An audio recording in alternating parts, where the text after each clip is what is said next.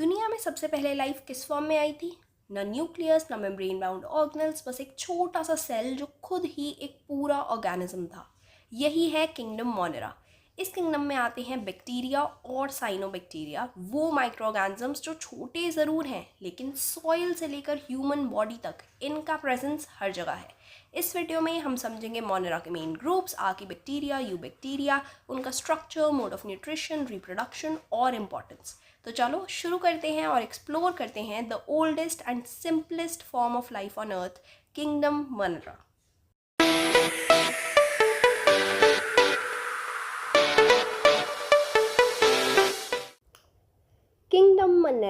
Kingdom Monera में हमारे पास आ जाते हैं जितने भी बैक्टीरियाज हैं, यानी कि जितने भी प्रोकैरियोटिक सेल्स वाले ऑर्गेनिज्म हैं, प्रोकैरियोट्स हैं, वो सारे के सारे किंगडम मोनेरा का ही पार्ट है। इनके पास सबसे ज़्यादा माइक्रो ऑर्गेनिजम्स होते हैं और ये हर जगह मिलेंगे आपको।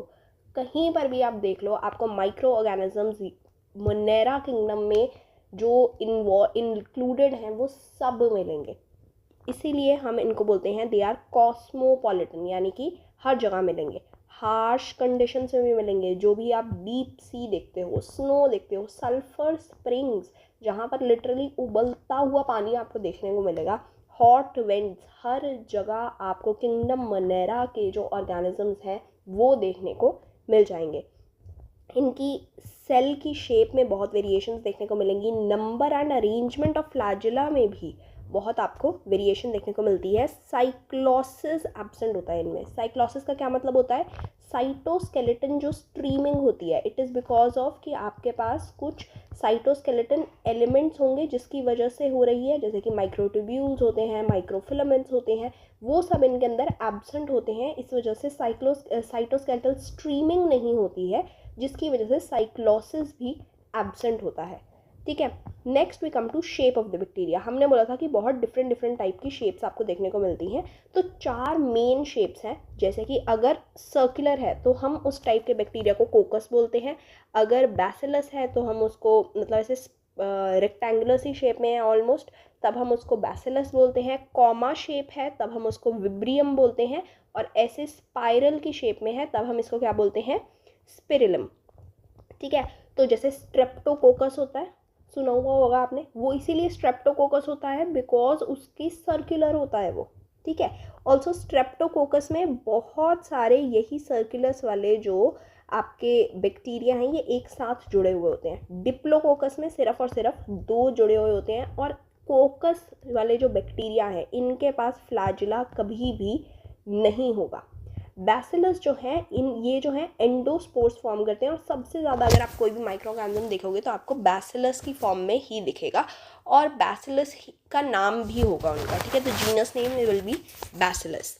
चलो, इसके अलावा एक बहुत इंपॉर्टेंट चीज़ कि आपका जितने भी बैक्टीरिया हैं उनका स्ट्रक्चर बहुत सिंपल होगा। हमें पता ही है प्रोकैरियोट्स हैं, ऑब्वियसली बहुत ही सिंपल सा स्ट्रक्चर होता है इन सब का, लेकिन मेटाबॉलिक बिहेवियर जो है, मेटाबॉलिज्म जो है इनका बहुत कॉम्प्लेक्स होता है। सबसे ज़्यादा हाई मेटाबॉलिक डाइवर्सिटी जो है वो आपको इन्हीं प्रोकैरियोट्स जो कि किंगडम मोनेरा को बिलोंग करते हैं इन्हीं में देखने को मिलती है, इन्हीं बैक्टीरियाज में देखने को मिलती है। अगर हम मेटाबॉलिज्म की बात करें तो ऑब्वियसली उसमें न्यूट्रिशन भी आएगा और रेस्पिरेशन भी आएगा। First we'll talk about nutrition, then we'll talk about respiration. Nutrition में ऑब्वियसली 2 तरीका हो सकता है, या तो वो अपना खाना खुद बना रहे हैं, ऑटोट्रॉफ्स हैं, या वो बाहर से खाना उठा के खा रहे हैं। अगर वो ऑटोट्रॉफ्स हैं तब भी वो 2 तरीके के हो सकते हैं, या तो वो लाइट की हेल्प से बना रहे हैं खाना, या वो किसी केमिकल की हेल्प से अपना खाना बना रहे हैं। ठीक है, तो अगर organic molecules which are formed from inorganic molecules using source of energy is light, तब हम उसको बोलते हैं फोटोसिंथेसिस। यही अगर केमिकल्स यूज़ किए जाएंगे तब हम उसको क्या बोलेंगे? कीमोसिंथेसिस।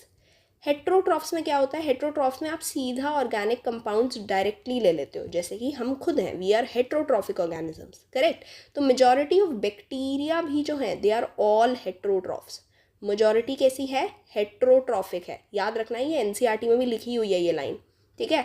ये क्या करते हैं, पूरा ऑर्गेनिक मटेरियल लेंगे और उसको इंजेस्ट कर लेंगे। तो ये पैरासिटिक भी हो सकते हैं या सैप्रोफिटिक भी हो सकते हैं। पैरासिटिक मतलब होस्ट के साथ अटैच हो जाएंगे और वहाँ से अपना न्यूट्रिशन ले लेंगे। सैप्रोफिटिक मतलब डीकम्पोजर्स, बाहर कुछ डेड डिकेइंग मैटर है उसको उस पर फीड करते हैं। अगर हम on the basis of electron donor देखें तो फोटोलिथोट्रॉफ्स आर एक्चुअली ऑटोट्रॉफिक, ठीक है, these are autotrophs and photoorganotrophs are heterotrophs, ठीक है। तो फोटोलिथोट्रॉफ में क्या है कि इनऑर्गेनिक सब्सटेंस जो है that is an electron donor. तो या तो पानी है या तो आपके पास H2S है। पानी is oxygenic process, obviously oxygen involve है। इनके पास होता है क्लोरोफिल A, ठीक है, जैसे कि प्लांट्स के पास पाया जाता है। तो for example blue green algae, these are the most primitive oxygenic bacteria. बहुत इंपॉर्टेंट है, blue green algae eubacteria को बिलोंग करते हैं और इनके बारे में आपको डेफिनेटली पता होना चाहिए। साइनोबैक्टीरिया भी बोलते हैं हम इनको। H2S में एन ऑक्सीजेनिक प्रोसेस है, ऑक्सीजन इन्वॉल्व नहीं होता। इनके पास बैक्टीरियो क्लोरोफिल होता है, जैसे कि purple sulphur bacteria and green sulphur bacteria. Organotrophs जो हैं वो कैसे हैं, मैंने आपको बता दिया है, हेट्रोट्रॉफ्स हैं। इनके अंदर आपके पास दो एग्जाम्पल आ जाएंगे, purple non sulphur bacteria and green non sulphur bacteria. Next we are going to move on to chemosynthesis. Chemosynthesis में क्या है, केमिकल रिएक्शंस की हेल्प से आप एनर्जी यूज़ करके इनऑर्गेनिक मॉलिक्यूल्स जो कि ऑक्सीडेशन के प्रोसेस के अंदर जा रहे हैं to release what, energy, ATP। Very easy है ना। तो ये बैक्टीरिया जो है वो मिनरल रिसाइकलिंग करवाने में भी हेल्प करते हैं, जैसे कि सल्फर बैक्टीरिया सल्फर को रिसाइकिल कराएगा, आयरन बैक्टीरिया आयरन को, फॉस्फोरस बैक्टीरिया फॉस्फोरस को, और नाइट्रीफाइंग बैक्टीरिया है जो कि नाइट्रोजन फिक्सेशन कराने का हेल्प करते हैं, राइट। तो अमोनिया है आपके पास, उसको आपने NO2 माइनस बनाया और उसको इवेंचुअली NO3 माइनस बना दिया with the help of nitrosomonas and nitrobacter. Both of them are bacterias, है ना। इनको हम अंडरलाइन कर लेते हैं। चलो next we move on to respiration. Respiration के प्रोसेस में हमारे पास 4 तरीके की रेस्पिरेशन देखने को आपको मिल जाएगी, ठीक है। ऑब्लिगेट का मतलब होता है, या फैकल्टेटिव का मतलब क्या होता है, पहले हमें ये पता कर लें ताकि उसके बाद आपके लिए बहुत ईजी हो जाएगा। ऑब्लिगेट मतलब कि ये चीज़ तो होनी ही चाहिए, अगर नहीं होगी तो सर्वाइव ही नहीं कर पाएगा ऑर्गेनिज्म। फैकल्टेटिव इज कि अगर ये चीज़ नहीं होगी तो दूसरे चीज़ लेके सर्वाइव कर सकता है, ठीक है।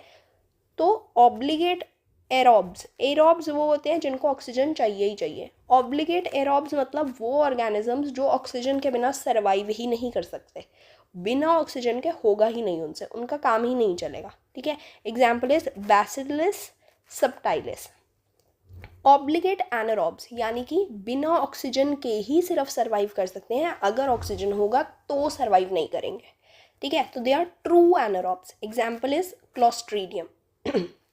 Next we have facultative aerobes. Facultative aerobes anaerobic forms हैं जो कि ऑक्सीजन की प्रेजेंस में भी काम कर लेंगे, यानी कि अगर ऑक्सीजन होगा, फैकल्टेटिव एरोब्स है, अगर ऑक्सीजन होगा तब भी काम कर लेंगे, लेकिन एक्चुअल में एनारोब्स ही हैं, ठीक है। फैकल्टेटिव एनारोब्स उल्टा हो जाता है, एरोबिक फॉर्म है लेकिन अगर ऑक्सीजन नहीं भी होगा तब एनारोब की तरह काम कर लेंगे, ठीक है। वैसे एरोबिक ही है लेकिन अगर नहीं होगा तब फैकल्टेटिव है, तब वो किसी दूसरी तरीके से यानी कि बिना ऑक्सीजन के भी काम कर लेंगे, जैसे कि सूडोमोनास हो गया या हमारे पास हो गया माइकोप्लाज्मा, ठीक है। तो हम बेसिकली जितने भी आपका मोनेरा किंगडम है हम उसको 2 पार्ट्स में डिवाइड करते हैं, Archie bacteria and you bacteria में। हमने 6 किंगडम क्लासिफिकेशन पढ़ी है लास्ट वीडियो में, है ना। तो 6 किंगडम क्लासिफिकेशन में हमने यही तो किया था, क्या किया था हमने, मोनेरा को बांट दिया था किसमें, आर्की बैक्टीरिया और यू बैक्टीरिया में। आर्की बैक्टीरिया वो वाले बैक्टीरिया होते हैं जो सारे हार्श कंडीशंस में रहते हैं, जैसे कि डीप सी में रहेंगे, स्नो में रहेंगे, बहुत ठंडी है एकदम, बिल्कुल जहाँ पर लाइट ही नहीं है, एकदम डीप सी वाला एनवायरनमेंट, सल्फर स्प्रिंग्स में हो गए, इतना ज़्यादा हाई टेम्परेचर है, हॉट वेंट्स हो गया, ठीक है, वहाँ पर रहते हैं। इनका सेल वॉल का स्ट्रक्चर डिफरेंट होता है बाकी यू बैक्टीरिया से। नॉर्मली प्रोकैरियोट्स में क्या होता है, पेप्टाइडोग्लाइकन की सेल वॉल बनी होती है, इनकी वैसी नहीं होती है। इनका जो सेल वॉल का स्ट्रक्चर है वो सूडोम्यूरिन का बना होता है, जो कि नैग और नैम नहीं, नैग और नैट का बना हुआ होता है, ठीक है। नैग इज एन एसिटाइल ग्लूकोजामीन, ऐसे ही N-एसिटाइल टैलोसो अमीन्यूरोनिक एसिड होता है विच इज़ नैट, ठीक है। और इनकी सेल वो मेम्ब्रेन जो है ना वो भी ब्रांच्ड लिपिड्स की बनी हुई होगी, जिसको हम बोलते हैं फैटिनाइल साइड चेन्स होती हैं, ठीक है। तो ये जो है 3 टाइप के हैं हमारे पास आर्कीबैक्टीरिया, मिथानोजेंस, हेलोफिल्स एंड थर्मोएसिडोफिल्स। मिथानोजेंस क्या करते हैं, कार्बन डाइऑक्साइड को मीथेन में कन्वर्ट करने का काम करते हैं। दीज आर कीमो ऑटोट्रॉफ्स, यानी कि कीमोसिंथेसिस करेंगे। कहाँ पर प्रेजेंट होते हैं, र्यूमिनेंट्स जितने भी आपके होते हैं, जिनके पास र्यूमिन होता है उनके गट में, उनके स्टमक में, जैसे कि आपके पास काऊ होती है ना। तो ये जो भी चरते नहीं रहते हैं, बार बार चरते रहते हैं, हम बोलते हैं ना कि गाय का मुंह चलता ही रहता है, चरते हैं वो, है ना, ऑर्गेनिजम्स। तो वो सब र्यूमिनेंट्स होते हैं। इनका जो मीथेन गैस कैसे बनती है, इनके गोबर से ही तो बनती है, ठीक है। तो वही कार्बन डाइऑक्साइड को ये जो मिथानोजेंस हैं यही कर रहे हैं मीथेन में कन्वर्ट, ठीक है। दीज आर ऑब्लिगेट एनारोब्स, यानी कि बिना ऑक्सीजन के ही सर्वाइव करेंगे सिर्फ। फॉर एग्जाम्पल मिथानोकोकस, अब कोकस नाम है तो यानी कि इसकी शेप कैसी होगी, सर्कुलर सी शेप होगी, ठीक है। हेलोफाइल्स जो है, हेलो का मतलब ही यही होता है, हेलो मतलब सॉल्ट, फाइल मतलब वेरी लविंग, तो सॉल्ट लविंग है तो एक्सट्रीमली सॉल्टी कंडीशंस में पाए जाएंगे। These are heterotrophic bacteria and facultative anaerobes, यानी कि एरोबिक फॉर्म्स, लेकिन बिना ऑक्सीजन के भी सर्वाइव कर जाएंगे। For example Halobacterium and Halococcus. Thermoacidophiles, यानी कि high temperature as well as acidic environment, दोनों से प्यार है जी हमें, है ना। तो ये हाई टेम्परेचर में भी आपको दिखेंगे, और जहाँ पर लो पीएच होगा तो हॉट वाटर स्प्रिंग्स जो होते हैं वहाँ पर आपको देखने को मिलेंगे, जैसे कि Thermoplasma and Thermus aquaticus. Next we come to our next group which is eubacteria. Eubacteria की ये एनसीईआरटी में ऐसे फोटो बनी हुई है, ठीक है। बहुत सारे बैक्टीरिया हैं जो एक साथ जुड़े हुए हैं। इनके बाहर वाली साइड पर एक जेलेटिन की शीट है जो कि म्यूसिलेज की बनी हुई होती है, ठीक है। जेलेटिनस शीट होती है इन सब के बाहर। और हेट्रोसिस जो है, इनके कुछ स्पेशल सेल्स होते हैं जहाँ पर नाइट्रोजन फिक्सेशन का काम किया जाता है फॉर डिफरेंट रीजंस। हेट्रोसिस्ट एक अलग सा टाइप का सेल होता है, वो हम आगे डिस्कस करेंगे कि ऐसा क्या होता है हेट्रोसिस्ट में, ठीक है। तो यू बैक्टीरिया में बहुत सारी चीज़ें आती हैं ऑल्दो, पर हम साइनोबैक्टीरिया और माइकोप्लाज्मा के बारे में डिटेल में पढ़ते हैं क्योंकि वही हमारे लिए इम्पॉर्टेंट है, ठीक है। तो साइनोबैक्टीरिया की अगर आप बात करेंगे, सो दे आर फोटोसिंथेटिक ऑटोट्रॉफ्स, इनको हम ब्लू ग्रीन एल्गे भी बोलते हैं, ठीक है जी। कीमोसिंथेटिक ऑटोट्रॉफ्स भी हो सकते हैं, फोटोसिंथेटिक ऑटोट्रॉफ्स भी हो सकते हैं, नाइट्रोजन फिक्सेशन करवाएंगे कुछ सेल्स में। हेट्रोट्रॉफिक भी हो सकते हैं, मोस्टली फ्रेश वाटर, ठीक है, लेकिन कुछ मरीन और टेरेस्ट्रियल भी होते हैं। ऑब्वियसली यूनिसेलुलर ही होंगे, आइसोलेशन में भी मिल सकते हैं, कॉलोनी में भी मिल सकते हैं, फिलामेंट्स की फॉर्म में भी मिल सकते हैं, सिम्बायोटिक एसोसिएशन शो करते हुए भी मिल सकते हैं, जैसे कि एनाबीना जो है वो अजोला के साथ शो करता है, और कोरोलॉइड रूट्स के साथ भी एनाबीना जो है वो शो करता है सिम्बायोटिक एसोसिएशन। बहुत इंपॉर्टेंट, यू बैक्टीरियाज के पास फ्लैजिला हो सकता है, लेकिन साइनोबैक्टीरिया के पास कभी फ्लैजिला नहीं होता है। It is one of the characteristic feature that cyanobacteria never has any flagella in any part or in any stage of their life cycle, ठीक है। कभी भी साइनोबैक्टीरिया के पास फ्लैजिला प्रेजेंट नहीं होगा।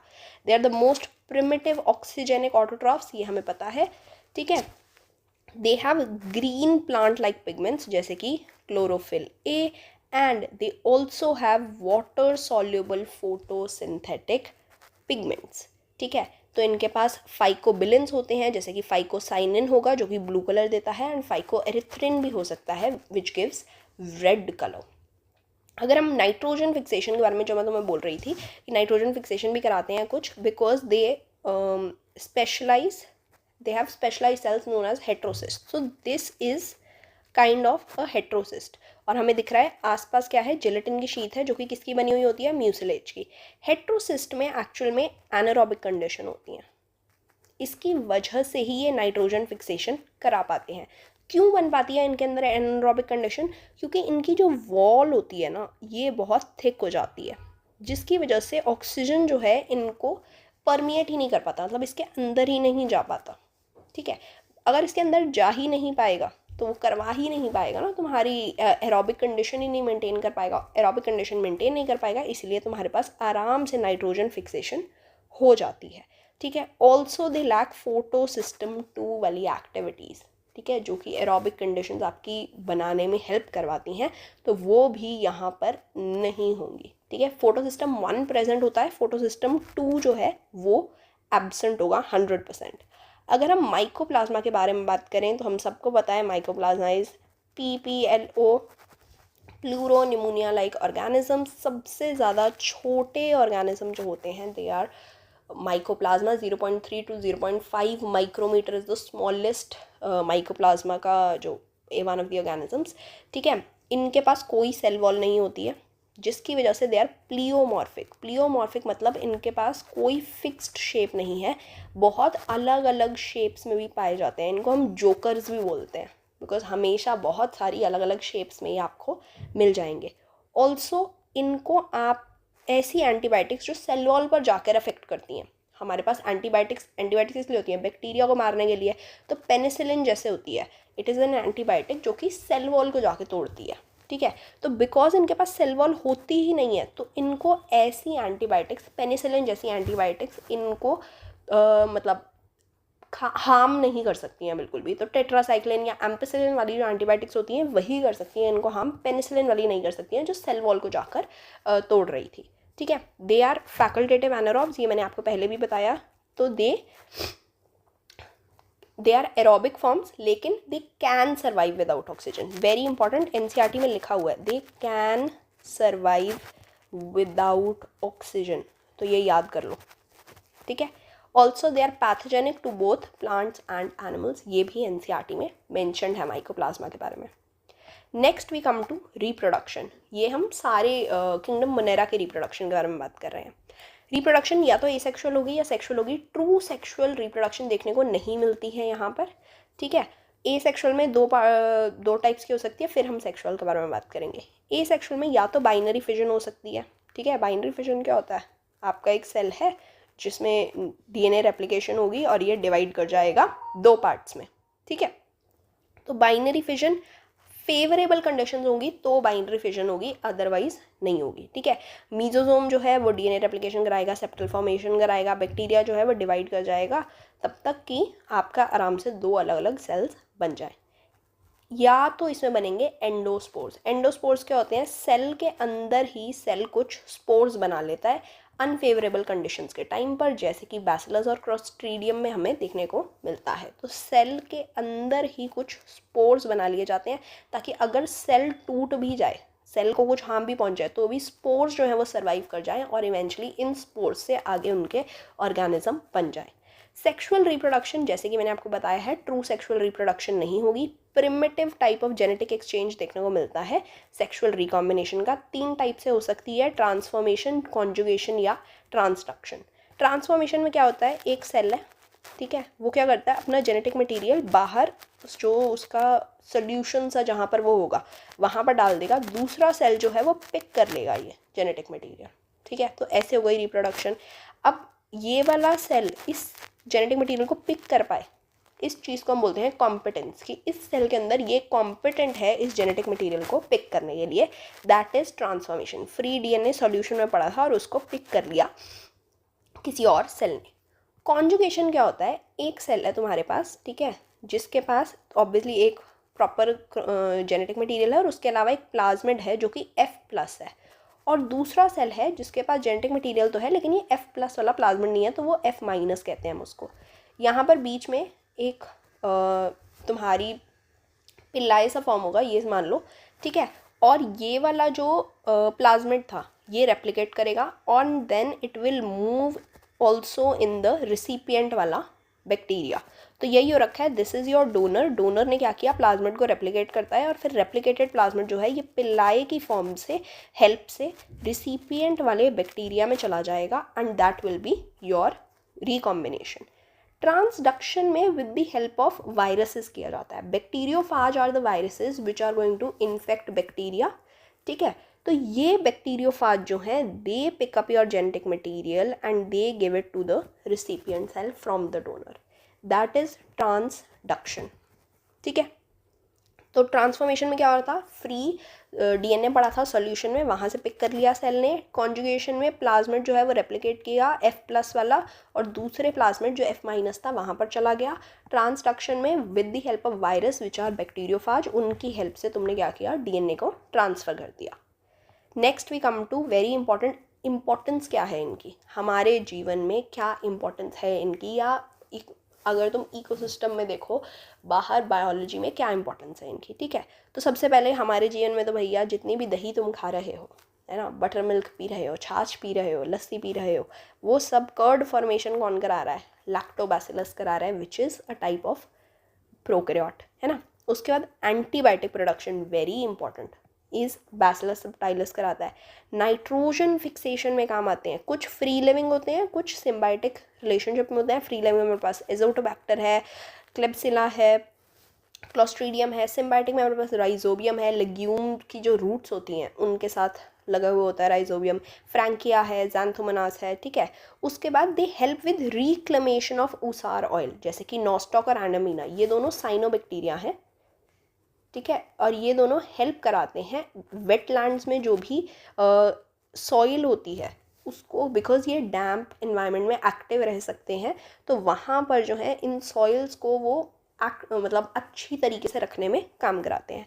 उसके अलावा प्रोटीन रिच कुछ फूड होता है जो कि एक्वेटिक एनिमल्स के लिए, इवन आजकल तो इसकी टैबलेट्स भी बनने लग गई हैं फॉर ह्यूमन्स टू टेक, है ना, which is called single cell proteins, जो कि स्पिरुलिना को माना जाता है, विच इज़ अ साइनोबैक्टीरिया। तो एक्वेटिक एनिमल्स भी बहुत सारे खाते हैं इस सबको, और बाकी भी आजकल जो टैबलेट्स बनी हैं तो ह्यूमंस भी खा सकते हैं।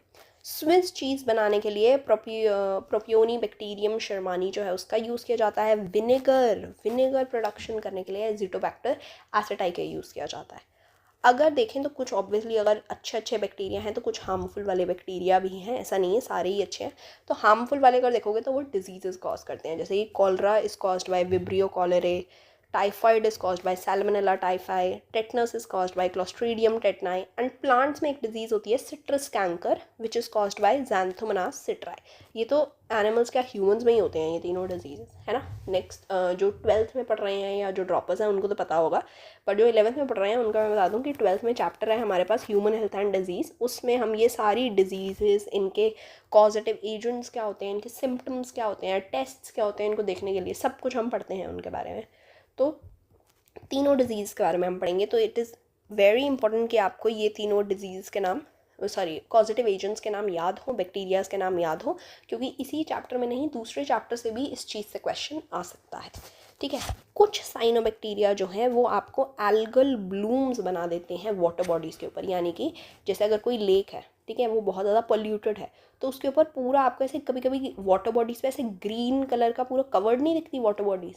अगर आप किसी पोल्यूटेड एनवायरनमेंट वाली वाटर बॉडी में जाओ ना, तो वो वाटर बॉडी पूरी ऐसे ग्रीन कलर से कवर्ड होगी। वो ग्रीन कलर के एक्चुअल में एल्गे होती है, एल्गल ब्लूम बोलते हैं हम इसको। उससे क्या होता है, यूट्रोफिकेशन होती है। जितने भी नीचे ऑर्गेनिज्म रह रहे थे उस वाटर बॉडी में, उनके लिए ऑक्सीजन जो है वो बहुत कम हो जाता है, तो बायोलॉजिकल ऑक्सीजन डिमांड बहुत ज़्यादा बढ़ जाती है, डिजॉल्व ऑक्सीजन कम हो जाता है, जिसकी वजह से एक्वेटिक ऑर्गेनिजम्स की डेथ भी हो सकती है। तो इसी प्रोसेस को हम बोलते हैं eutrophication, which can be caused by algal blooms which are formed by cyanobacteria, ठीक है। तो वो पोल्यूटेड वाटर बॉडीज़ में ही होता है, ऐसे नॉर्मल वाटर बॉडीज़ में नहीं होता है। तो मेक श्योर कि आप अपनी वाटर बॉडीज़ को पोल्यूट ना करें, ताकि आपके पास अच्छा और जो स्टैंडिंग वाटर होता है, फ्लोइंग वाटर में नहीं बनते हैं। तो रिवर्स या सीज़ में आपको नहीं देखने को मिलेंगे, लेक्स पॉन्ड्स वहाँ ही देखने को मिलती हैं ये सारी यूट्रोफिकेशन, ठीक है। तो ध्यान रखें कि आपके आसपास अगर कोई भी वाटर बॉडी है तो आप उसको अच्छे से नॉन पोल्यूटेड रखें। चलो यही था बस किंगडम मोनेरा में, और कुछ भी नहीं है, very easy. Next we are going to talk about kingdom protista, है ना जी। उसके बाद फंजाई करेंगे, और प्लांटे और एनिमल तो मैंने बता ही रखा है एनिमेलिया, वो तो एनिमल किंगडम और प्लांट किंगडम पूरे चैप्टर्स हैं, तो वो तो उसी में पढ़ेंगे। यहाँ पर हम किंगडम प्रोटिस्टा, फंजाई और मोनेरा कवर करेंगे। मोनेरा हमारा कवर हो चुका है। तो अगर आपको ये वीडियो पसंद आई हो तो make sure you like this channel, you share this video with everybody, like this video, है ना, and subscribe to the channel because it obviously motivates me as well to make more videos for you. And be consistent, and it will make sure कि आपको जो है हर रोज़ का content मिलता रहे और आपकी पढ़ाई और आपकी जो तैयारी है वो इसी तरीके से, इसी ज़ोर शोर से चलती रहे, ताकि आप इस साल का नीट 2026 डेफिनेटली जो है क्लियर कर लें और अच्छे से किसी गवर्नमेंट कॉलेज में एडमिशन मिल जाए आप सबको। यही होप है मेरी आपके लिए, और आपकी भी अपने लिए, आई होप सो। तो मिलते हैं in the next video. I hope you had a great time. Thank you so much. Have a nice day.